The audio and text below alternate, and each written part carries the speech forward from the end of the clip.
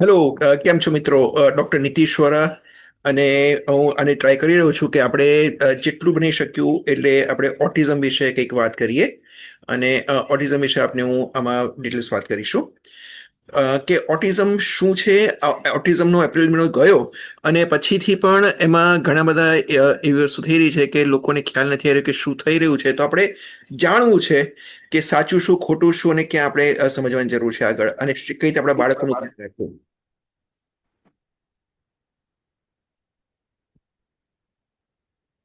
હું પોતે doctor ન્યુરોફિઝિશિયન, senior ન્યુરોફિઝિશિયન છું. Something autism awareness, something on autism awareness, અને એની આપણે વાત કરી રહ્યા છીએ. તો આપણે ક્રિશથી વાત કરીએ કે 3.5 વર્ષનો દીકરો છે, નોર્મલ બર્થ છે, ડેવલપમેન્ટમાં કોઈ તકલીફ નથી. 2 વર્ષ સુધી બાળક એકદમ સરસ હતું અને બોલવામાં ઘણા શબ્દો બોલતું હતું, અને પછી કોવિડ આવ્યું, જે આપણી સ્ટાન્ડર્ડ હિસ્ટ્રી જે આપણી હોય છે એ પ્રમાણેની વાત છે. અને 2 વર્ષ ઉપરાંત બાળકને શું તકલીફ થવા માંડી, તો એના વર્ડ્સ જતા રહ્યા, એટલે વર્ડ્સ ડિસઅપિયર્ડ. અને stop responding to his name, પોતાનું નામ બોલવાનું બંધ કરી નાખ્યું. કોઈ આઈ કોન્ટેક્ટ નહોતો કરતો, જેસ્ચર્સ નહોતો કરતો, હાવભાવ નહોતો આપતો, આજુબાજુમાં ધ્યાન નહોતો આપતો, ઘણી વાર ચીસો પાડતો હતો અને પોતાની દુનિયા મસ્ત હતો. એટલે આ રીતની તકલીફો લાગતી હતી. એ લોકોને લાગ્યું કે એને ઓટિઝમ હોઈ શકે, પણ એ હોઈ શકે, જરૂર નથી કે એને ઓટિઝમ જ હતું. તો હવે ફટા ઓટિઝમ સમજી કે ઓટિઝમ છે શું. અ, એ ઘણી બધી વસ્તુ એ છે કે એમાં કોમ્યુનિકેશન ડિફિકલ્ટીઝ હોઈ શકે, સોશિયલ ઇન્ટરેક્શનની તકલીફ હોઈ શકે, એટલે કે હાવભાવ વ્યક્ત કરવું, બીજા એને પોતાના ઉંમરના બાળક સાથે રમવું, હળવું મળવું, રિપીટેડ બિહેવિયર, સેન્સરી ઇશ્યુઝ, એ સાથે ઘણી બધી કે એન્ઝાયટી હોઈ શકે, સ્લીપના ઇશ્યુઝ હોઈ શકે, ખેંચ આવવી, લેંગ્વેજ પ્રોબ્લેમ, હાઇન્ડ ફંક્શન ડિફિકલ્ટીઝ, બધું અલગ અલગ વસ્તુઓ હોઈ શકે. That's a autism spectrum disorder. હવે હું એક સ્લાઇડ મૂકી છે કે એન્ટ્રિક ફીવર, એટલે કે સાહેબ ઓટિઝમની વાત છે ને એન્ટ્રિક ફીવર એટલે કે ટાઇફોઇડની કેમ વાત કરે છે. તો ટાઇફોઇડ વિશે બધા જાણે છે કે કેમ થાય છે, કઈ રીતે થાય છે, એમાં શું શું લક્ષણો હોય, એનું ટ્રીટમેન્ટ શું વગેરે. તો જ્યારે આપણને એના મૂળ ખબર છે, એની તકલીફો ખબર છે, કઈ રીતે શું થઈ રહ્યું છે, તો એનું ટ્રીટમેન્ટ ઇઝીલી થઈ જાય છે. હવે ઓટિઝમ, તો ઓટિઝમમાં એક્ઝેક્ટલી ઓટિઝમ કઈ રીતે થાય છે, શું થાય છે, એના કારણો વિશે આપણને પૂરી ખબર નથી. હા, એના સિમ્ટમ્સ, એના લક્ષણો ખબર છે, એમાં તકલીફો શું થાય ખબર છે, પણ મૂળ કઈ રીતે થાય છે, કઈ રીતે ઉદ્ભવે છે, અને એના શું શું બીજી વસ્તુ ઇન્ટરેક્ટ થાય છે આપણને ખબર નથી. એટલા જ માટે એના મેનેજમેન્ટમાં તકલીફો છે. બરાબર છે. અને જેના મનમાં જે આવે એ પ્રમાણે પોતાની થીસીસ આપતું હોય છે. તો એક સ્લાઇડ છે, એમાં તમે જોશો કે ઓટિઝમ છે, તો ઓટિઝમના કારણોમાં શું.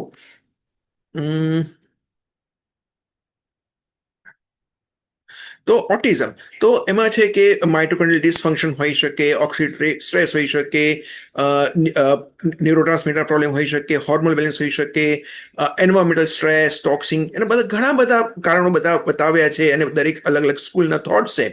અને એ પ્રમાણે દરેક જણ પોતાની રીતે વિચારીને એ પ્રમાણે કોઈ ટ્રીટમેન્ટના ઓપ્શન્સ આપી રહ્યા છે.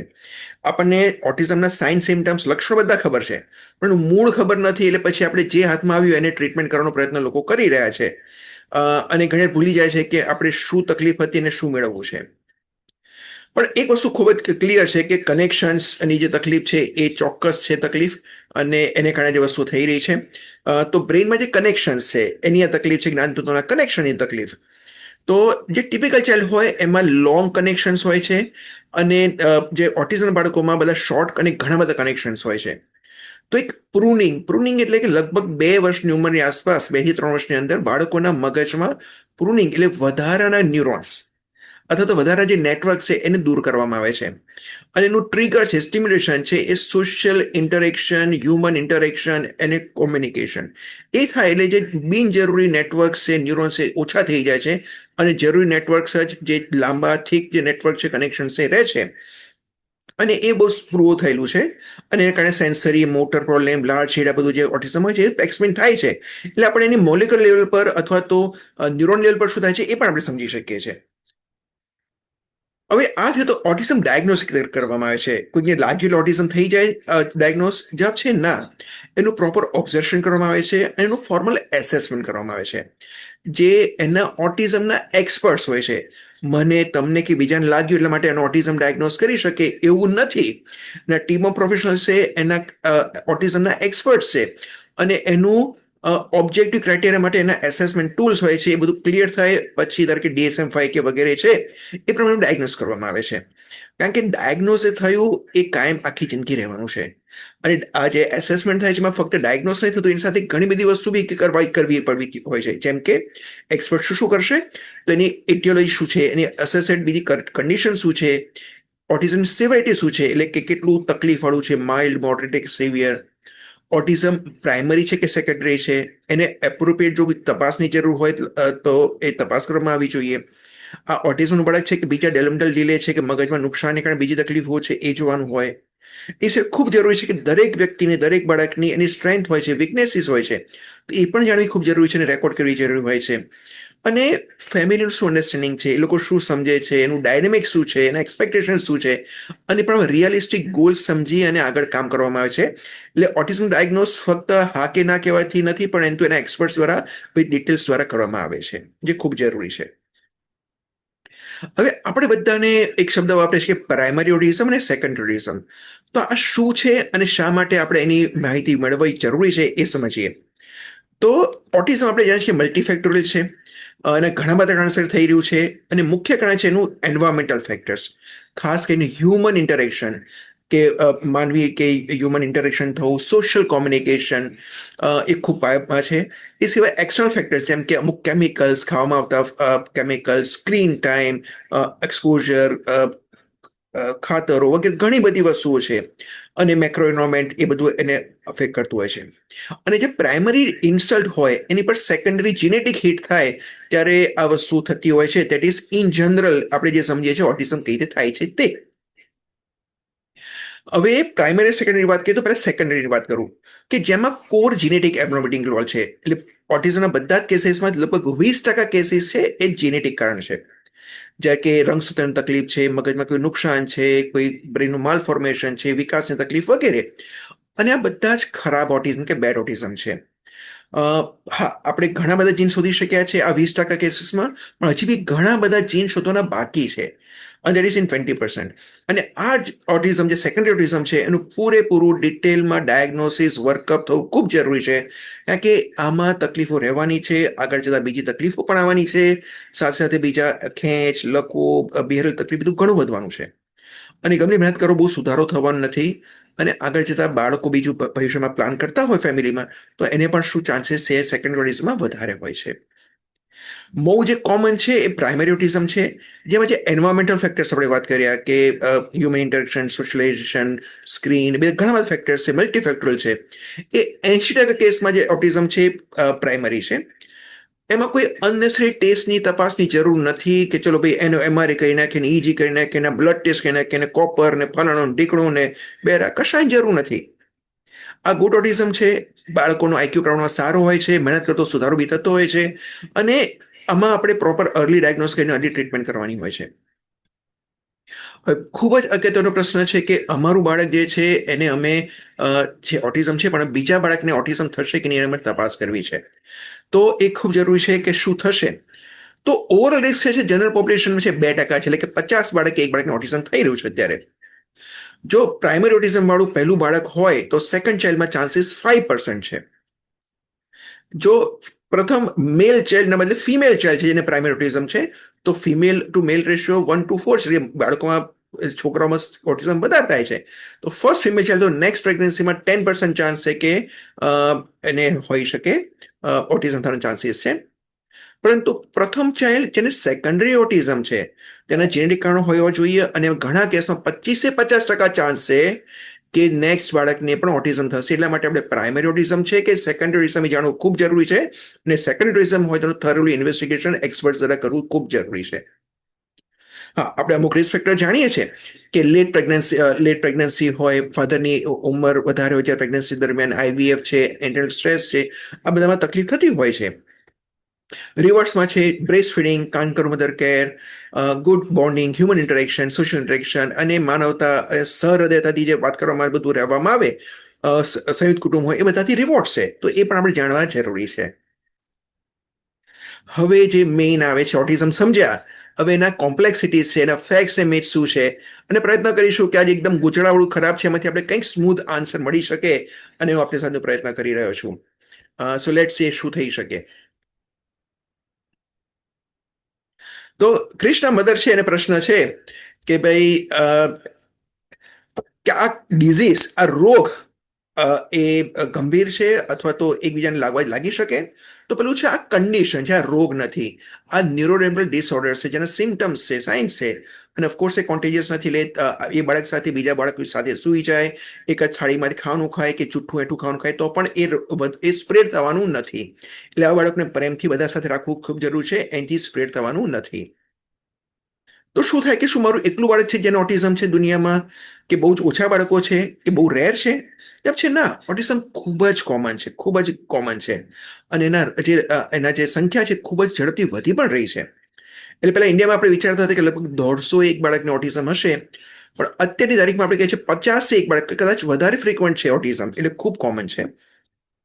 સીડીસી જે છે કે જે ઇન્ટરનેશનલ જે છે એ તો કે છે 36 બાળકને ઓટિઝમ છે. એટલે તમે વિચારી શકો કે કેટલું કોમન છે. હવે બીજા પ્રશ્ન છે કૃષ્ણ મધરને કે શું એટલે મારું બાળક મંદબુદ્ધિનું ડફોડ કે ગાળું છે? જવાબ છે ના, એ બાળક મંદબુદ્ધિ ડફોડ ગાળું નથી, પણ એને સ્પેશિયલ વે છે લર્નિંગનો, એ પોતાની રીત છે કોમ્યુનિકેશનની, અને એની સાથે ઘણી બધી સ્ટ્રેન્થ પણ છે. એટલે જરૂર નથી કે બાળકને મંદબુદ્ધિ કે ડફોડ ગાળું કેવું. શું મારું બાળક નોર્મલ સ્કૂલમાં જશે? એ ડિપેન્ડ છે આપ કયા શહેરમાં રહો છો, શું ફેસિલિટી છે, શાળામાં શું તકલીફ છે, નથી અવેલેબિલિટી છે, અને બાળકમાં કઈ રીતની સ્ટ્રેન્થ અને વીકનેસીસ છે.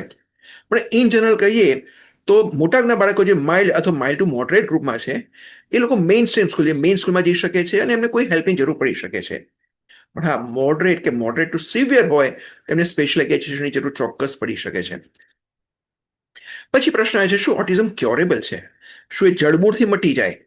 જવાબ છે ના, કે આપણે ચોક્કસ કરી શકીએ કે ઓટિઝમ મેનેજેબલ છે. એના મૂળ લક્ષણો છે બદલાતા રહે છે ઉંમર પ્રમાણે, કે 2-3 વર્ષનું બાળક હોય ત્યારે કોમ્યુનિકેશનના પ્રોબ્લેમ હોય, સેન્સરી ઇસ્યુ હોય, સ્પીચના પ્રોબ્લેમ હોય એવું લાગતું હોય આપણને. પરંતુ ધીરે ધીરે જતાં બાળકની ઇકોલેલી આવે છે 4 વર્ષની આસપાસ, 5 વર્ષમાં ઘણું બોલતું બી થઈ જાય છે. પણ ધીરે ધીરે એના બિહેવિયર પ્રોબ્લેમ વધતા જાય છે, એના સોશિયલાઇઝેશન ઇસ્યુ વધતા જાય છે, પિયર ગ્રુપમાં ઇસ્યુ વધતા જાય છે. એટલે અલગ અલગ ઉંમરે એના અલગ અલગ લક્ષણ હોય છે. એટલે સ્પેક્ટ્રમમાં પોતાની રીતે આગળ વધતું હોય છે. પરંતુ બહુ અગત્યની વસ્તુ છે, ઓટિઝમ મેનેજેબલ છે, અને સારા ફેમિલી સપોર્ટ, થેરાપી, જરૂરી intervention, educational support, social support થી મોટાભાગના જે માઇલ્ડ કે માઇલ્ડ ટુ મોડરેટ ગ્રુપવાળા બાળક છે એ પોતાની જિંદગી જાતે મેનેજ કરે છે, સ્વતંત્ર સ્વનિર્ભર જીવી શકે છે, અને એ ખૂબ જરૂરી છે. આ બધા લેજન્ડ્સ તમે જોઈ શકતા હશો કે હેનરી ફોર્ડ છે, કે બિલ ગેટ્સ છે, કે ઇવન ઇલન મસ્ક છે, એમને ઓટિઝમ છે, ઓટિઝમ ડાયગ્નોસ થયેલું હતું, અને દે આર લેજન્ડ્સ, વર્લ્ડમાં બહુ ફેમસ છે એ લોકો. એટલે તરત જ પછી મધરનો પ્રોબ્લેમ આવે, પ્રશ્ન આવે કે શું મારો બાળક એકદમ હોશિયાર થશે? તો એને જવાબ એવું કહીશ કે દરેક બાળકની સ્પેશિયલ સ્કિલ હોય છે. ઓટિઝમમાં બી ખાસ એવા બાળકોની સ્પેશિયલ સ્કિલ હોય છે, સ્ટ્રેન્થ હોય છે, અને ઇન્ડિવિડ્યુઅલાઇઝ હોય છે. અને એમને જેનું કોગ્નિશન સારું છે, સમજણ સારી છે, અર્લી ડાયગ્નોસ થયું છે, કોમ્યુનિકેશન સારું છે, અને સમાજમાં ઘરમાં સપોર્ટ સારો છે, હોમ થેરેપી ચાલુ થઈ જાય છે, એવા બાળકોનું ઘણું પ્રમાણ સારું હોય છે, એનો આઉટકમ ઘણો સારો હોય છે, અને લોકો ઘણું મોટું કામ પણ કરી શકતા હોય છે. પ્રશ્ન આવે છે ઓટિઝમ હોય તો શું EEG કરવું પડે, એપિલેપ્સી, ખેંચ તાણી તકલીફ હોઈ શકે અને ખેંચની દવા આપવી જોઈએ? જવાબ છે ડિપેન્ડ્સ. એટલે પહેલા તો EEG ટેસ્ટની જરૂર છે. જવાબ છે નોટ ઓટોમેટિકલી.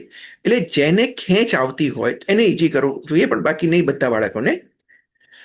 એનો મતલબ કે શું મારા બાળકને ખેંચની તકલીફ થશે જ, એપિલેપ્સી ડેવલપ થશે જ? અગેન જવાબ છે ના. હા, અમે જાણીએ છીએ કે ઓટિઝમમાં ખેંચના ચાન્સીસ વધારે હોય છે, પરંતુ એના માટે જો ખેંચની તકલીફ હોય તો જ આપણે આગળ બીજું કંઈક વિચારવું જોઈએ, બાકી એનું ટેન્શન કરવાની જરૂર નથી. અને જે એક્સપર્ટ્સને તમે મળી શકો છો. અને શું મારા બાળકને આપણે ખેંચની દવા ચાલુ કરી નાખવી જોઈએ? Again not as a default. જો બાળકને ખેંચની વાયની તકલીફ હોય, ખેંચ આવતી હોય, વાય આવતી હોય, તો જ એની દવા કરવી જોઈએ, બાકી ઓટોમેટિક દવા આપવાની જરૂર નથી. બહુ મોટો પ્રશ્ન, AI ઇન ડાયગ્નોસિસ મેન્ટોરિઝમ. હવે છે ને આજકાલ જેમ જમાનો આગળ વધે તેમ બધા લોકોના મનમાં બધા અલગ અલગ પ્રશ્નો આવે, નવી નવી થેરાપીઓના નામ આવે, નવું ઓટિઝ આવે. તો આ એઆઈનું બહુ મોટું આવે છે. પણ પેલા ઓટિઝમ શું છે સમજીએ. એનું ડાયગ્નોસિસ મેનેજમેન્ટ છે, મેઇન ફીચર છે હ્યુમન ઇન્ટરેક્શન, સોશિયલ કોમ્યુનિકેશન, એટલે કે માનવીય હેતથી એકબીજા સાથે ઇન્ટરેક્શન થવું, સોશિયલ કોમ્યુનિકેશન થવું, એ છે. હવે જ્યારે એઆઈ કે રોબોટ્સ કે સોફ્ટવેર હોય એમાં ફીડબેક કોણ ભરે? હ્યુમન્સ કરે, માણસો ભરીએ. અને જો માણસને આપણને પોતાના જે ઓટિઝમની એક્ઝેક્ટ કારણો ખબર નથી અને અમુક બીજા માઇનોર ઇશ્યુઝ ખબર નથી, તો આપણે કઈ રીતે ડેટા ફીડ કરી શકીશું? અને એ ડેટા ફીડ કર્યો બી કરો ધારો કે, તો આપણે જેને ઓટિઝમનું અત્યારે મૂળ કારણ ગણીએ કે ગેજેટ્સ છે, આ સ્ક્રીન્સ છે અને આ બધું જે વસ્તુ છે એ તો આંદોલનના કારણો છે.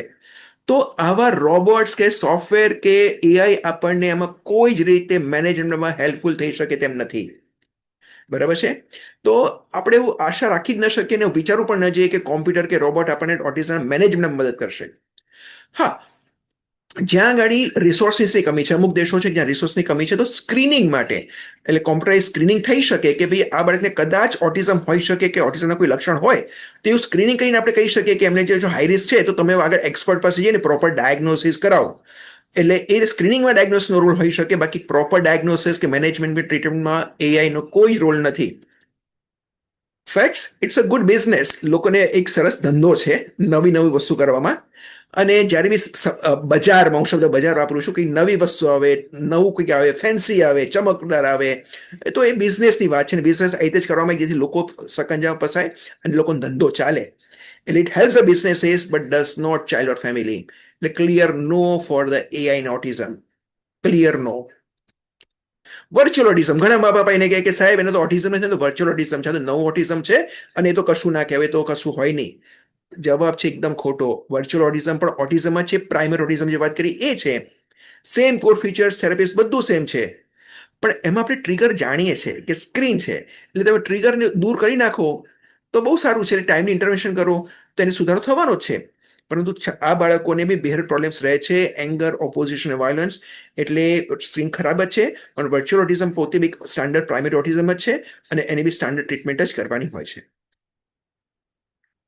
હવે મેં એવું સાંભળ્યું છે કે સ્પેસિફિક એક્સરસાઇઝથી ઓટિઝમ હેલ્પફુલ થઈ શકે? સંપૂર્ણ હા. કારણ કે ઓટિઝમનું જે એસેસમેન્ટ કરવામાં આવે અને એ પ્રમાણે બાળકની સ્ટ્રેન્થ ફિટનેસ કરવામાં આવે, એ પ્રમાણે બાળકનું ઇન્ડિવિજ્યુઅલાઇઝ ટેલર પ્લાન કરવામાં આવે છે.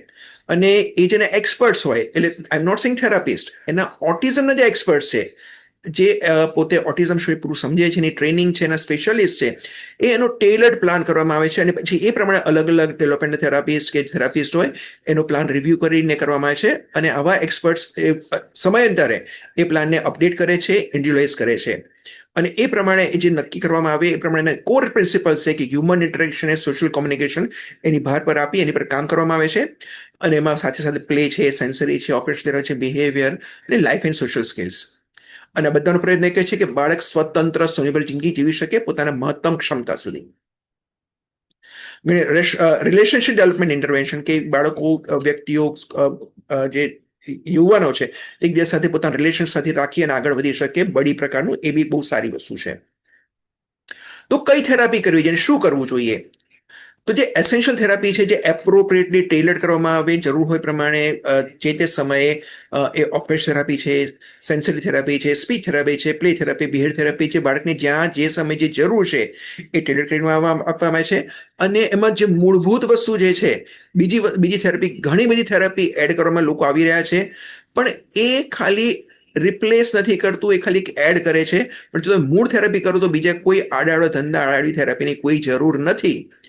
અને ખાસ કરીને આપણે સમજવાની જરૂર છે કે કયા થેરાપિસ્ટ બેસ્ટ છે, જે એક્સપર્ટ છે, જેને ઓટિઝમની ખબર પડે છે.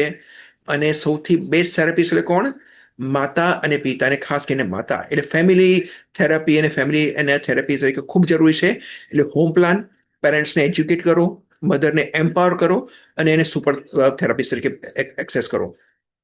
તો કોની પાસે? એપ્રોપ્રિએટ સ્પેશિયાલિસ્ટ, જ્યાં ઇન્ડિવિજ્યુઅલાઇઝ ટેલર પ્લાન કરવામાં આવે છે, રેગ્યુલરલી એસેસ કરવામાં આવે છે અને પ્લાન અપડેટ કરવામાં આવે છે. અને બાળકની જરૂર છે એ કરવામાં આવે છે. ખાસ કરીને એમાં બાળકોના મા બાપને, ફેમિલીને ટ્રેનિંગ આપવામાં આવે છે, હોમ બેઝ પ્લાન આપવામાં આવે છે અને ફેમિલી ટ્રેનિંગ આપવામાં આવે છે. ખૂબ જરૂરી છે. સ્મોલ ગ્રુપ એક્ટિવિટીઝ, જેથી બાળકો ઇન્ટરેક્શન કરતા શીખે, સોશિયલાઇઝ થાય, લાઈફ સ્કિલ્સ, સોશિયલ સ્કિલ્સ, એ બધું ખૂબ જરૂરી છે. અને ઓફકોર્સ સ્કૂલને એજ્યુકેશનનો તો ખૂબ જ મહત્વનો રોલ પણ છે. હું ના કહું છું એના માટે કે ખાસ કરીને અમે એવું જોવામાં આવ્યું છે કે બાળક 3 વર્ષનું છે, ઓટિઝમ છે, બોલતું નથી, એ ડાયરેક્ટ સ્પીચ થેરાપી પાસે જતા રહો અને ત્યાં સમય બગાડવામાં આવે છે. અથવા તો એબીએ માટે જે કહું છું, હું બહુ સમજી વિચારીને બોલી રહ્યો છું કે એબીએ જે છે એના સ્પેસિફિક પ્રિન્સિપલ્સ છે. અનફોર્ચ્યુનેટલી આપણે ઇન્ડિયામાં પ્રોપરલી ટ્રેન કે ક્વોલિફાઈડ એટલા બધા એબીએ થેરાપિસ્ટ છે જ નહીં. અને એબીએનું જે બી કામ છે એક છે નેગેટિવ એન્ફોર્સમેન્ટ અને પોઝિટિવ એન્ફોર્સમેન્ટ.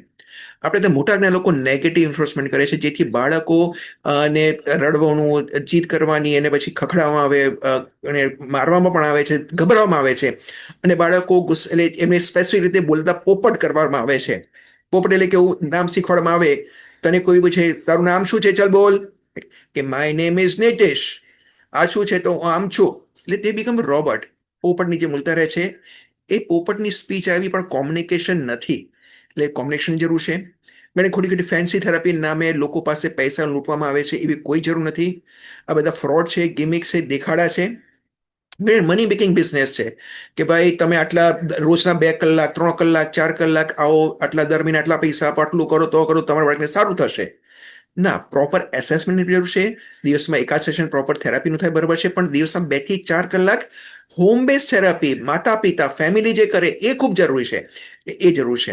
અને ઘણી ચલો હું તમને ઓનલાઈન સેશન્સ આપીશ, એઆઈ થી કરીશું, અને આ બધા ગિમિક્સ છે, આ બધા નાટકો છે. એના કરતા મા બાપને શીખવાડી મા બાપ પાસે ટ્રીટમેન્ટ કરો, દેટ ઇઝ મચ બેટર.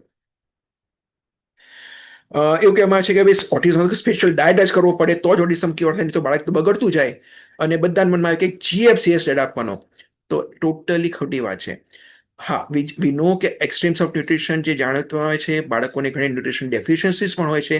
તમે જે આયર્ન, કેલ્શિયમ, ફાઇબર્સ, વિટામિન જે હોય એની ઉણપ હોય તો આપવી જોઈએ. હા, એક્સક્લુઝિવ બ્રેસ્ટ ફીડિંગ 6 મંથ સુધી એ બી બહુ સરસ વસ્તુ છે.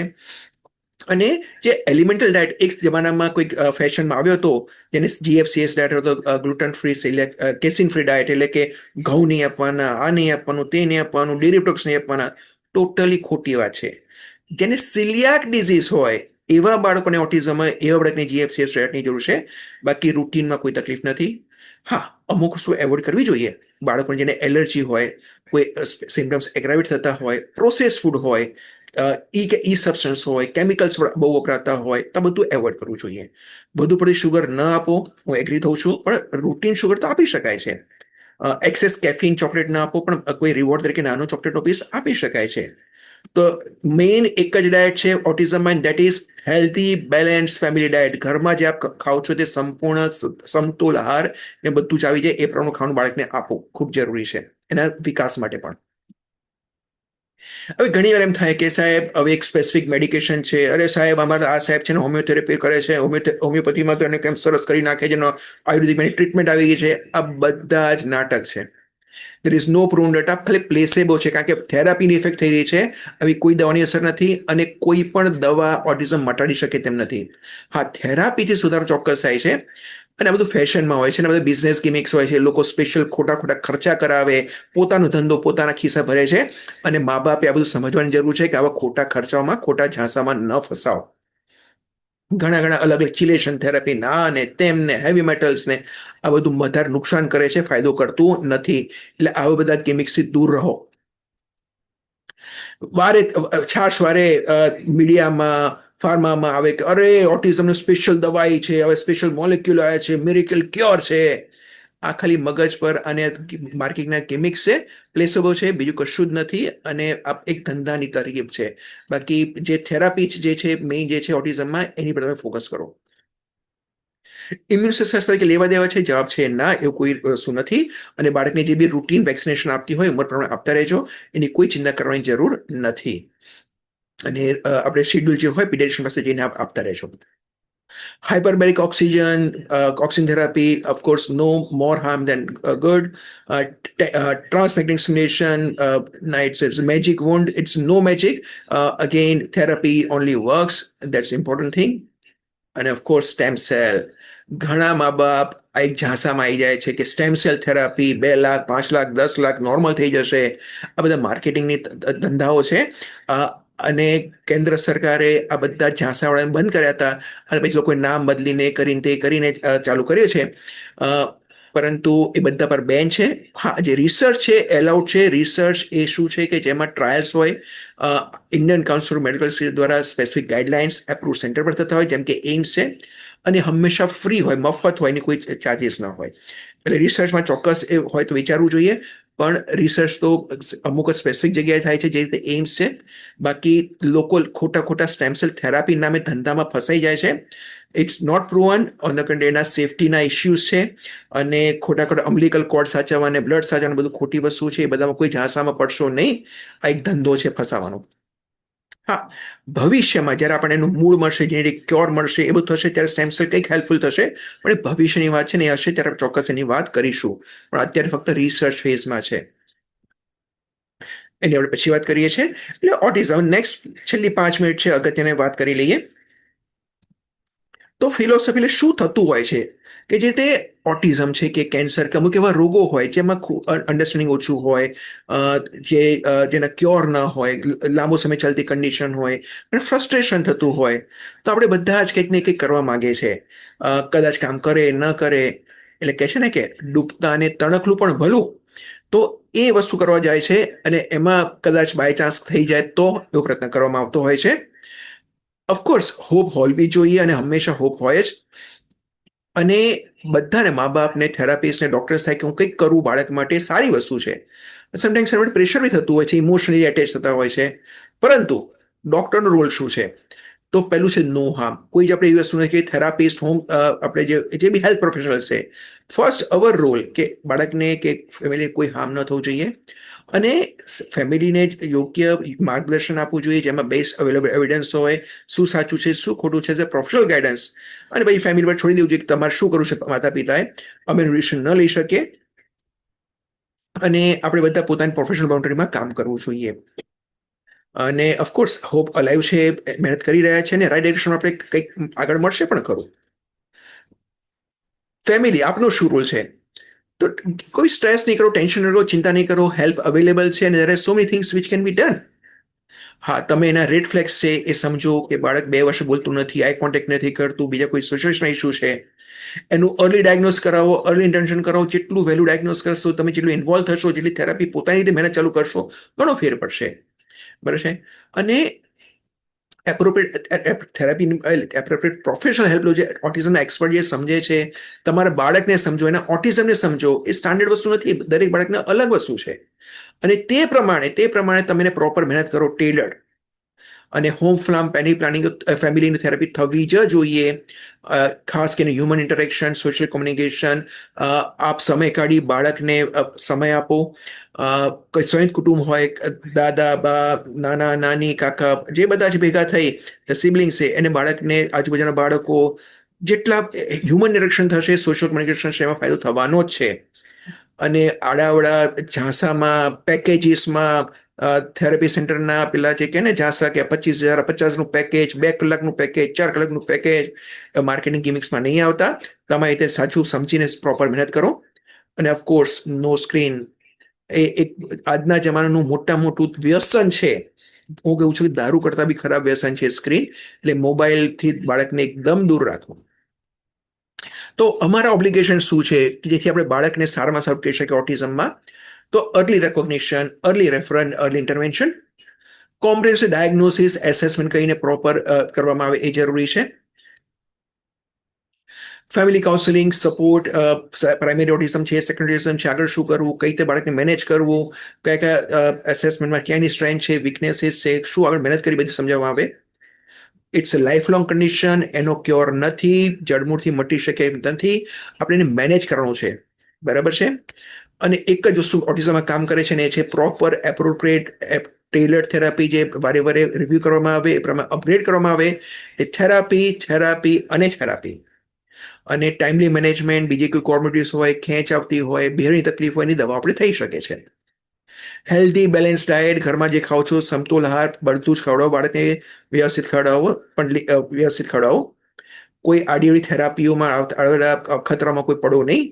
અને આપણે બધા ભેગા થઈ અને સપોર્ટ કરી અને બાળક સ્વતંત્ર સ્વનિર્ભર જિંદગી જીવી શકે, પોતાની મહત્તમ ક્ષમતા મેળવી શકે, એ ખૂબ જરૂર છે. બરાબર છે.